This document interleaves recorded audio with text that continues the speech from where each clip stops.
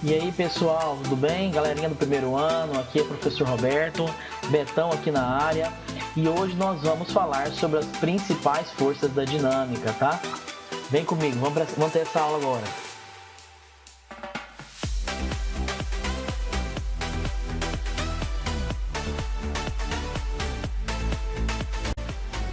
Então pessoal, veja só.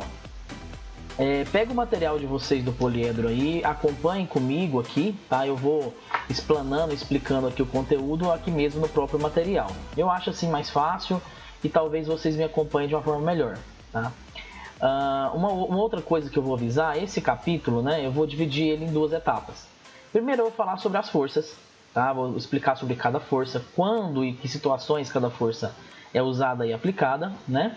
E aí depois, na próxima aula, a gente vai falar sobre as forças dentro da dinâmica, tá? Vamos falar das leis de Newton e aí nós vamos fazer alguns exercícios, tudo bem?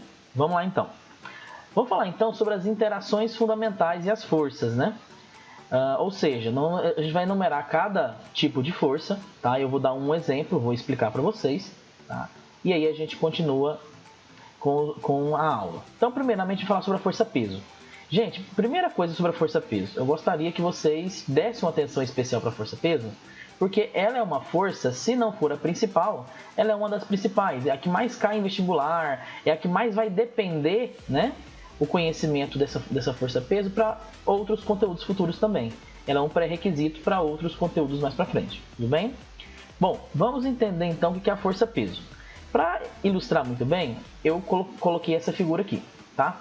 Então, veja bem, independente de onde você esteja na superfície terrestre, a força-peso sempre é um vetor, né? Porque é uma força, então é um vetor. A força-peso sempre é orientada para o centro do planeta, tá? Então ela tem módulo, direção e sentido. Desculpe, tem direção e sentido orientado para o centro do planeta, tudo bem? Isso aqui então é a força-peso, tá? E sempre o peso é a massa vezes a gravidade. Então, por exemplo, vamos supor que você tem um objeto de 40 newtons. De 40 quilogramas, né? E se esse objeto de 40 kg está na superfície terrestre ou próximo da superfície terrestre, né, a gente considera e arredonda na física como o campo gravitacional sendo 10 metros por segundo ao quadrado. Essa é a aceleração da gravidade aqui na Terra, tá? É lógico, essa aceleração muda de acordo com outros corpos astronômicos. Se você for para a Lua, por exemplo, lá tem uma outra aceleração gravitacional. Se você for para Marte, por exemplo, vai ter uma outra aceleração gravitacional, tá? Então, depende do corpo que você está. Então, voltando aqui à nossa discussão, você tem um objeto de 40 kg de massa. Se ele está próximo da superfície terrestre, a aceleração gravitacional terrestre é 10 metros por segundo ao quadrado. Então, se você quer saber a força-peso desse corpo, é só você multiplicar a massa dele, que é 40, vezes a gravidade, que é 10, ou seja, a força-peso é de 400 newtons. Tá? Não se esqueça que é força, então ela tem essa setinha aqui, ó. Ela tem uma setinha em cima aqui, ó. Tem essa setinha, que é uma orientação, uma indicação de que isso é um vetor. Tá? Isso é uma força, obviamente, é um vetor. Tá? Então, essa é a força-peso. Vamos falar agora da próxima força. Vamos falar agora da força elástica, tá? A força elástica ela acontece sempre que há deformação em um corpo. Então, observa esse exemplo aqui da própria apostila de vocês. Eu vou dar um zoom aqui, aí, para melhorar um pouco a visualização. Imagine que isso aqui seja uma mola, tá? E esse é o comprimento natural da mola. Ou seja, não tem nada forçando a mola. Então, esse aqui é o comprimento que ela tem naturalmente. E aí você vem aqui e coloca um objeto preso a essa mola.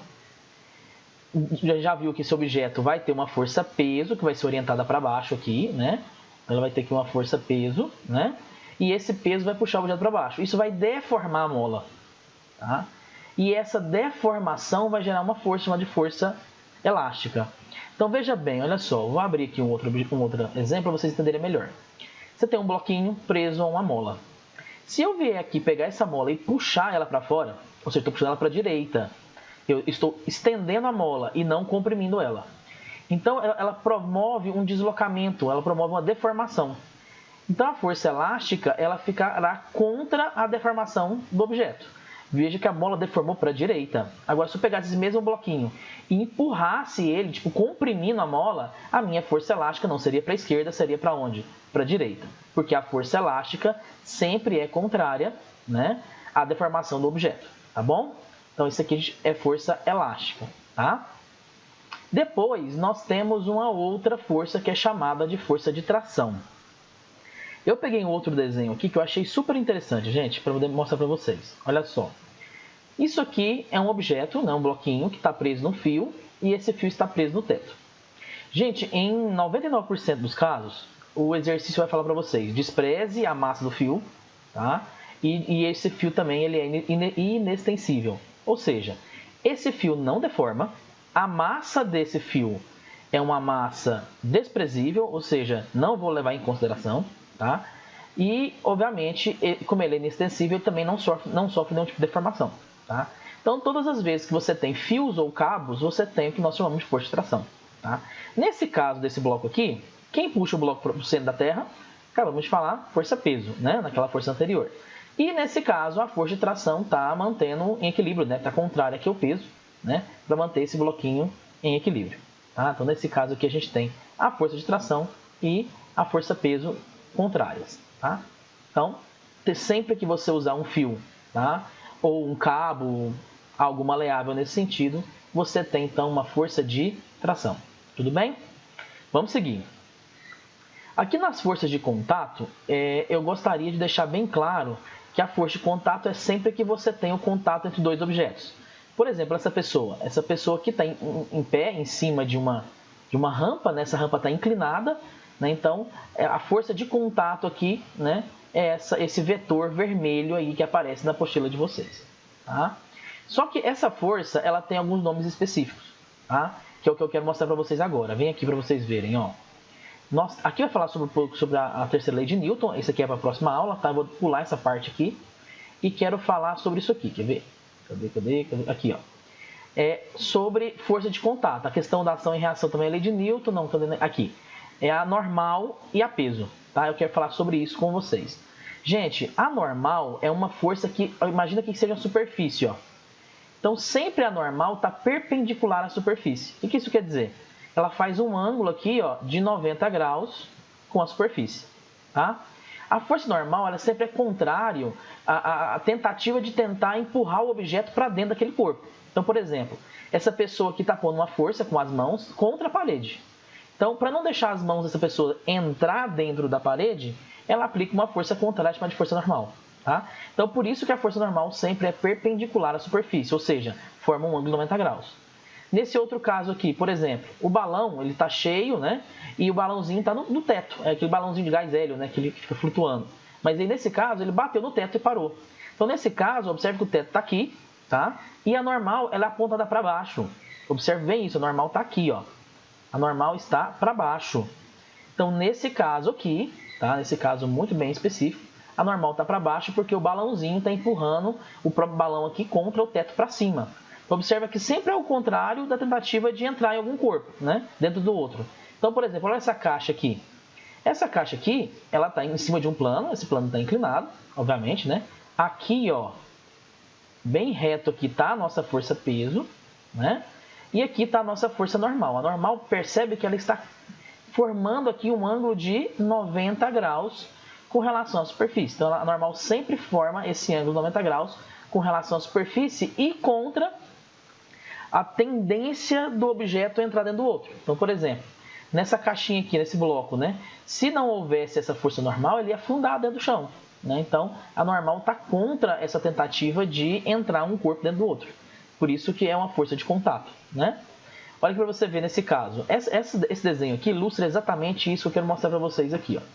Você tem um bloco, né? E esse bloco está em cima de uma superfície. Sempre que há esse contato entre a massa do corpo e a superfície, a força-peso é orientada para o centro do planeta, né? Cuidado que ela não é, por exemplo, nesse caso aqui, ó, você pode observar que a peso não é essa aqui, ó. A peso está retinha aqui, certo? Então, nesse caso, a peso sempre é orientada para o centro do planeta e a normal, ela é uma força perpendicular à superfície, tá? Que nesse caso aqui não vai permitir que o objeto afunde dentro da superfície, tudo bem? Então, esse aqui é mais um exemplo aqui, né? O objeto, a força-peso orientada para o centro aqui do planeta, né? Esse objeto aqui, a força-peso está aqui. E a força normal contrária, já que essa caixinha tem que estar em cima de uma superfície, né? Tudo bem? Então, vamos seguir aqui. Por fim, a gente tem a questão do atrito, né? O atrito é um tipo de força e força de contato. Então, por exemplo, você só consegue deslocar para frente, né? Porque o atrito, você tem atrito com o chão. Se não fosse possível você ter atrito com o chão, você não conseguiria deslocar, não conseguiria parar, você ficaria só deslizando em cima da superfície, né? Então, o atrito é uma força de contato também. Na próxima aula, com as leis de Newton, nós vamos falar um pouco mais sobre essa força de atrito, tá? Então, aqui nós temos a força de tração, no caso, né? A tração nula é quando o objeto não está, o cabo não está tracionado, ou seja, você não aplicou força no cabo. Então, nesse caso aqui, a tração é nula, né? E nesse caso aqui, ela é não nula, ou seja, diferente de zero, tá? Perceba o seguinte, que tanto no começo aqui, ó, tanto no começo da corda quanto no final da corda, você tem a mesma força de tração, só que em sentidos o quê? Contrários. Então, no meio da corda, aqui, bem no meio da corda, você tem a tração puxando para um lado e a tração puxando para outro lado, tá? A força elástica, lembra que eu falei para vocês? Ó, então, por exemplo, nesse caso aqui da apostila de vocês, a deformação aconteceu para a direita, ou seja, a mola ela sofreu uma deformação no sentido de esticar a mola e não de comprimir a mola. Então, nesse caso, a minha força elástica está contrária ao esticamento da mola. Ou seja, se estica para a direita, a força elástica está tentando resistir a esse movimento aí, tá?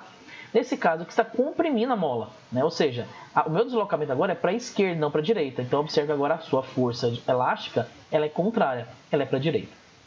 Então, observe aqui, ó, essa é a fórmula mais importante da força elástica, que é menos kx. Por isso que tem esse menos, ó, porque ele sempre é contrário ao deslocamento do objeto.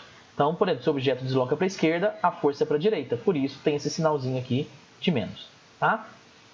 Bom, gente, existe um equipamento chamado dinamômetro, tá? Ele é capaz de medir em newtons a quantidade de força exercida em um objeto, né? Esse aqui é muito conhecido pelos pescadores. Na verdade, sabe aquela balança que você pega o peixe, né? O pescador pega o peixe, ele quer saber quantos quilogramas de massa tem aquele peixe. Ele tira ele da água, ele pendura ele pela boca, né? E coloca num objeto bem parecido com esse na vertical, né? E aí ele vai dar a quantidade de massa ali do peixe. Cuidado que ele está fornecendo a quantidade de massa, tá? Se ele fosse fornecer o peso do peixe, por exemplo, se o peixe tem uma massa de 2 kg, então se fosse um dinamômetro, né? Ele iria marcar 20 newtons, tá? Porque 2 vezes 10 dá 20, tá? Então seria a força-peso nesse caso. Mas naquele caso específico, como ele mede a massa, né? Então ele apresenta o resultado em massa e não em peso, tá? No caso lá dos pescadores. Nos exercícios vai vir o dinamômetro mesmo, tá? Então ele vai vir fornecendo a quantidade de newtons e não a quantidade de massa, tá? Então aqui você tem força aplicada sobre ele, a tração aqui também, e aí ele vai te dar exatamente qual foi essa força aplicada em cima dele, tá? Gente, então essas foram as principais forças da dinâmica. Eu tentei adaptar aqui em casa, tentar melhorar um pouco a aprendizagem de vocês, tá? Eu acredito que filmando aqui a tela, a qualidade da gravação é até relativamente interessante, tá? E aí na próxima aula nós vamos falar então nós vamos pegar essas forças, misturar com as leis de Newton aqui, tá? E vamos fazer alguns exercícios, tá bom? Espero que vocês tenham aprendido, né?